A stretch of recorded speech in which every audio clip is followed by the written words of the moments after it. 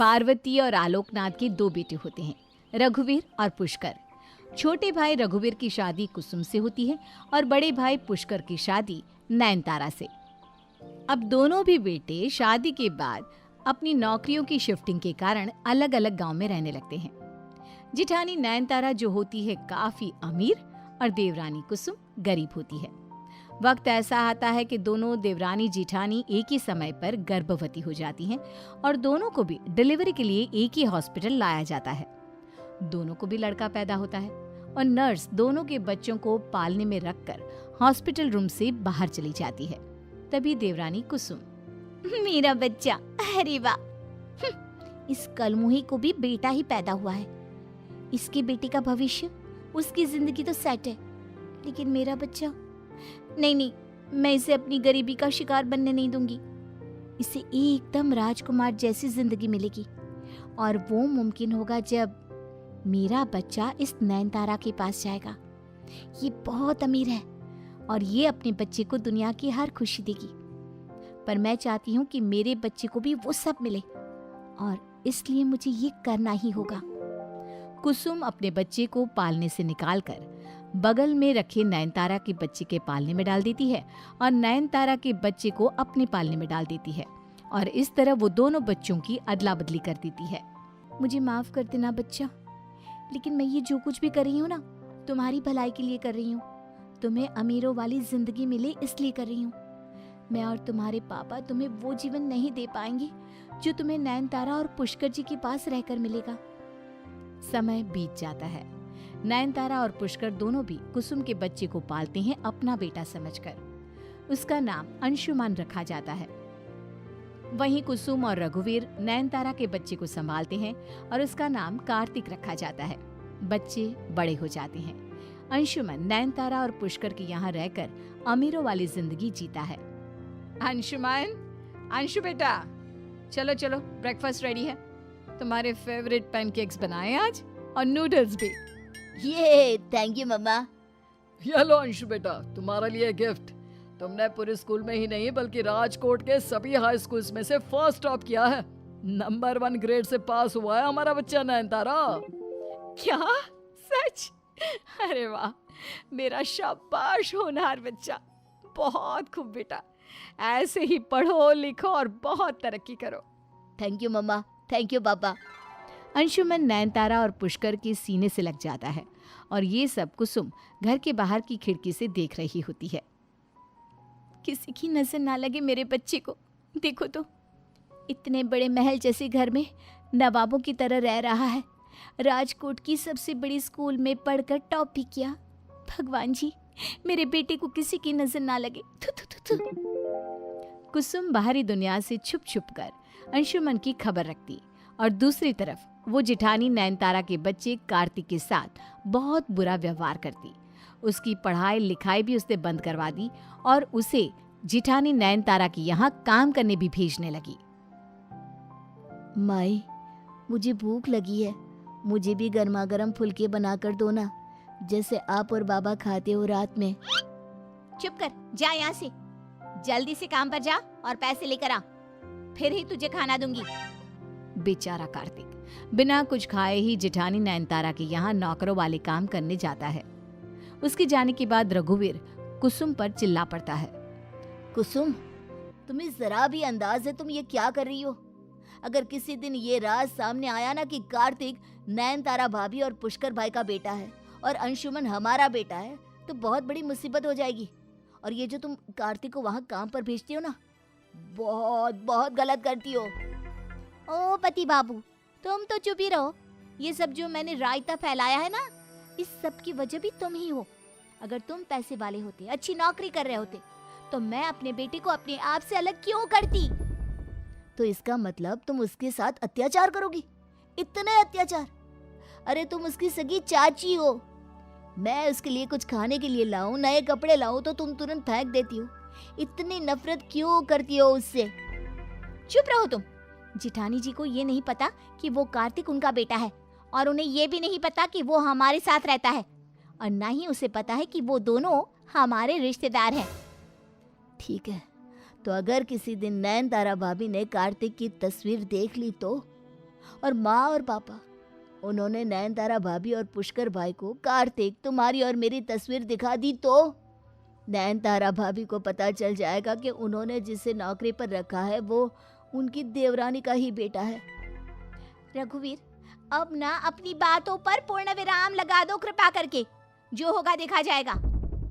कार्तिक नयनतारा के बड़े घर जाकर काम करता और नयनतारा उसके साथ बहुत अच्छे से पेश आती। कार्तिक बेटा, तुम थक गए होगे, आंगन की सफाई बाद में कर देना। आओ हमारे साथ नाश्ता करो, पकोड़े बनाए हैं मस्त। नहीं नहीं सेठानी जी, मुझे भूख नहीं है। बेटा कार्तिक, हमें अच्छे से पता है कि तुम्हें कितनी भूख लगी है। चलो आ जाओ खाने के लिए। हाँ ब्रो, चलो आ जाओ। कार्तिक उन सब के साथ पेट भर के खाना खाता है। ऐसे ही ये सिलसिला जारी रहता है। लेकिन जब कुसुम को पता चलता है कि कार्तिक और अंशुमन की दोस्ती गहरी होती जा रही है, तब वो कार्तिक को बहुत चिल्लाती है। आइंदा से उस लड़के से बात भी की ना तो तेरी जुबान खींच लूंगी। वो एक बड़े घर का बेटा है, तू जैसा नौकर ऐसे अमीर लड़कों से दोस्ती नहीं कर सकता। लेकिन कुसुम, आप तो चुप ही रहिए। और सुन ले, आइंदा से अगर उससे मिला ना तो गरम चिमटे से तुम्हारी पिटाई कर दूंगी। सिंघानिया जी की कोठी है ना, उनकी यहाँ भेजूंगी काम पर तुम्हें। लेकिन माई मुझे भी पढ़ना लिखना है, स्कूल जाना है।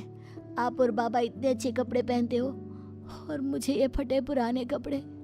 हम बाबा मेरे लिए जो कुछ भी खाने या पहनने के लिए लाते हैं उसे भी आप फेंक देती हो या फिर जला देती हो।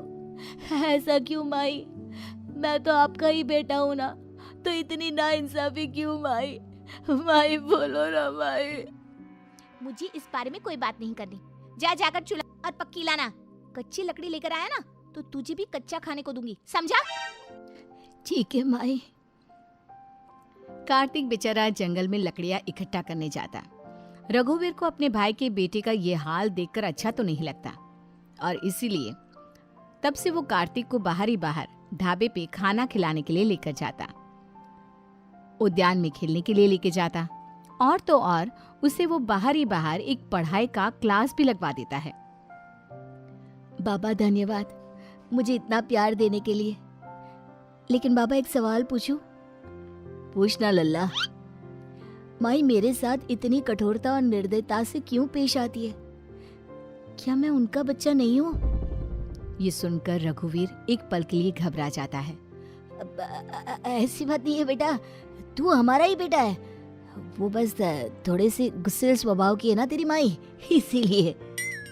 फिर एक दिन जब कुसुम को पता चलता है कि अंशुमन का एक्सीडेंट हो गया है, तब मेरा बच्चा, उसका एक्सीडेंट नहीं, मैं अभी उसे देखने जाती हूँ। कार्तिक भी वहां नहीं रहेगा, वो अब तक काम से लौट आएगा। हाँ, यही सही रहेगा। कुसुम भागते हुए नयनतारा और पुष्कर के घर जाती है अंशुमन को देखने के लिए। अरे कुसुम, तुम इतने सालों बाद कैसी हो तुम? रघुवीर और तुम्हारा बेटा वो कैसा है? उसका नाम भी कार्तिक है ना? मेरे घर पर भी कार्तिक नाम का एक लड़का काम करने आता है। बेचारा बहुत गरीब है, उसके शरीर पर मार के निशान भी है। उसकी माई उसे बहुत मारती है शायद। लेकिन मैंने सुना कि आपके बेटे अंशु का अकस्मात हो गया है, वो स्कूल के पियून ने बोला मुझे। नहीं तो कुसुम, वो अंशुमन नहीं, आयुष्मान का एक्सीडेंट हुआ है। अंशु तो अपने कमरे में खेल रहा है। तभी ये जानकर कुसुम की जान में जान आती है और वहां पर अंशुमन और कार्तिक आते हैं। कार्तिक कुसुम को देखकर कहता है, माई आप यहाँ? ये देखकर सभी चौंक जाते हैं। कुसुम भी घबरा जाती है। माई, कुसुम, ये तुम्हारा बेटा है? तभी वहां रघुवीर आता है और सबको सच्चाई बताता है। नहीं भाभी, ये कार्तिक आपका और पुष्कर भाई का बेटा है। रघुवीर, नहीं कुसुम, आज मुझे बोलने दो, बहुत हुआ तुम्हारा। मैं कार्तिक की जिंदगी ऐसे बर्बाद नहीं होने दूंगा। नयनतारा भाभी, पुष्कर भाई, बचपन में ही हॉस्पिटल में कुसुम ने अंशुमन को और कार्तिक को पालने में से ही अदला बदली कर दिया था ताकि हमारे बेटे अंशुमन को अमीरों वाली जिंदगी मिले आपके पास। मैं ये सब जानती हूँ। क्या? हाँ, जब कुसुम बच्चों की अदला बदली कर रही थी तभी नयनतारा की आंखें खुली थी और उसने सब देख लिया था। और फिर बाद में उसने मुझे ये सब बताया और फिर मैंने कुसुम के बच्चे को फिर से उसके पालने में रख दिया और हमारे बच्चे को कुसुम के पालने में से ले लिया। हमें आज तक लगा था कि ये बात तुम दोनों को पता है, क्योंकि हमने डॉक्टर और नर्स को ये सब बताने के लिए आपसे कहा था। हम अपने मुंह से ये बात आपको नहीं बताना चाहते थे ताकि क्लेश ना हो। हे भगवान, मतलब कुसुम, तुमने ये सारा जुल्म अपने इकलौते बच्चे पर ही किया। Oh my God. नहीं, ऐसा नहीं हो सकता। मैंने अपनी बच्ची के साथ। माई, आपको लगा मैं बड़ी चाची का बेटा हूँ, लेकिन मैं तो आपका ही लड्डू गोपाल था। आपने मेरे साथ बहुत बुरा किया माई। क्यों किया ऐसा मेरे साथ? कुसुम कार्तिक को कस के अपने सीने से लगाती है और रोती है। ना बच्चा ना, मुझे माफ कर दे, मैं गलत थी। अब से मैं तेरा खूब अच्छे से ख्याल रखूंगी। अपनी माई को माफ कर दे बच्चा। नहीं, आपकी गैर मौजूदगी में भी चाची ने मेरा एक माँ की तरह ख्याल रखा। आप जैसी निर्दयी औरत, निर्दयी माँ के साथ मैं नहीं रहना चाहता। जाइए, मेरी नजरों से कोसों दूर चले जाइए। लानत है तुम पर कुसुम। अब से कार्तिक भी हमारी ही संतान है।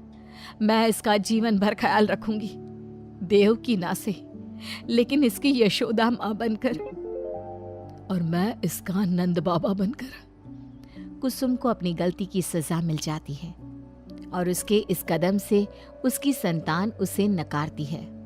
अब वो उम्र भर इस बात से खुश रहती है कि उसका बेटा जिठानी के पास राजकुमारों की तरह रहता है, लेकिन उससे भी ज्यादा दर्द और गम उसे इस बात का रहता कि उसका बेटा उससे नफरत करता है।